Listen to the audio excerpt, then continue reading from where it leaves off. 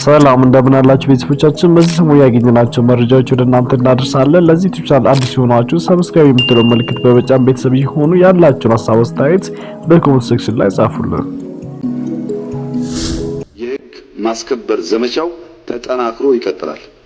በሁሉም ክልሎች መፍትሄው ህግ ማክበር ብቻ ነው።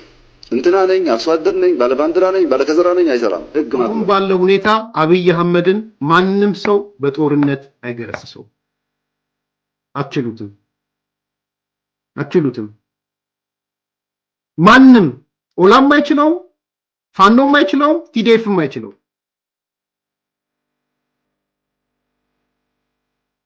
ቢተባበሩም አይችሉት። ሁሉ ነገር ጨለማ ነው። ሁሉ ነገር ጥፋት ነው። ሁሉ ነገር አዘቅት ነው። ሁሉ ነገር የለም ላሉት ክቡር ዶክተር ደሳለኝ እኔ ለርሱ ነው ያዘንኩት። ፓርላማ የገባው ደሳለኝ ጫኔ ህወሓት ይሻለናል አለ እኮ።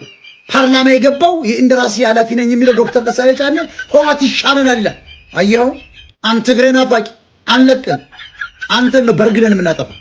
ቆሻሻ ቆርጠና ክለል ለዚህ ወራዳ ዶክተር ነኝ ምናምን አውቃለሁ እኮ አንተ አስረግጬ ነው የምነግርህ ምን እንደምታመጣ ያለ ገና ብትንትን ነው የማወጣው። የታለ እስከ አፍንጫ ነው የምነግርህ ወራዳ ከናስረስ ጀምሮ ትግሬ ትላለህ። እየሰማናችሁ ነው በሚዲያ ትግሬ አምላኪያዎች ናችሁ። ሁለት ጊዜ ጎጃም ህዝባችን ያዋረደ ነው።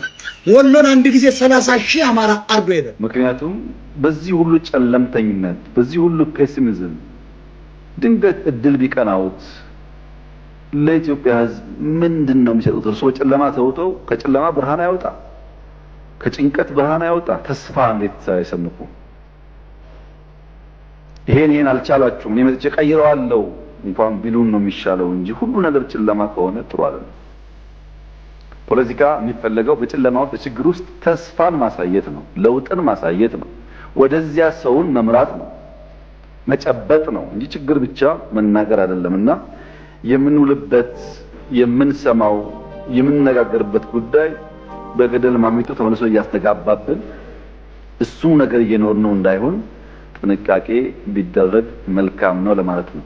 እና ይሄ ሁሉ የመለስኩት እርሶ ምላሽ እንደማይፈልጉ ቢናገሩም ማንም ፈንቅሎ መንግስት መሆን የሚችለው አይቻልም። ቆይ መጠላለቅ ነው እንጂ በፌደራል ደረጃም ቢሆን መፈንቅለ መንግስት የሚታሰብ አይደለም በራሽናል ጭንቅላት። አንዴ ራሽናል ኮንግ ግን አትፈጽመው ለመጀመር ግንቦት ማስከበር ዘመቻው ተጠናክሮ ይቀጥላል። በሁሉም ክልሎች መፍትሄው ህግ ማክበር ብቻ ነው።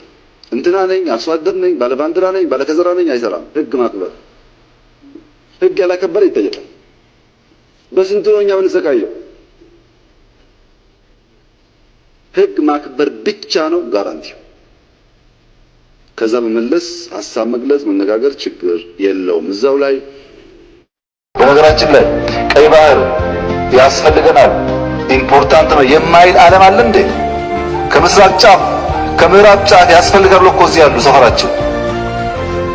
ምን ነው እኛ ስንፈልገው ኖሮ ነው። ማንንም የማውረድ ፍላጎት የለንም። በቢዝነስ ህግ ግን የማያወላዳ ምርጫ እንፈልጋለን። ግን ኢትዮጵያ ወደ ኤርትራ፣ ወደ ሶማሌ፣ ወደ ጅቡቲ፣ ወደ ኬንያ ወይም ወደ ሌላ ጎረቤቶቻችን አንድ ጥይት የመተኮስ ፍላጎት የላትም። በሉዓላዊነታቸው ጥያቄ የላትም። እያልን ያለነው በአፍሪካ ምርጥ አየር መንገድ አለን፣ እሱን ንጋራና ውሃ አጋሩን። በአፍሪካ አንደኛውን ግድብ ገንብተናል፣ እሱን ንጋራና አጋሩን። እናንተም ችግር አለባችሁ ኢኮኖሚ፣ እኛም ችግር አለብን፣ ተያይዘን እንደግ ነው ያልነው። አየር መንገድን ንጋራ ማለት እንዴት ጦርነት ሊሆን ይችላል? ህዳሴ ግድብ እኮ ስሙ ራሱ ኩራት ነው፣ እንኳን ልትጋራው ቀርቶ በስንት መከራ እኮ የገነባነው ጉዳይ ነው። እሱንም ቢሆን እንጋራ፣ ግድ የለም ፍሬሽ ውሃ እንጋራ ነው እየተባለ ያለው። ይህንን ጉዳይ በሰከነ መንገድ በሰላማዊ መንገድ መወያየት ጥሩ ነው።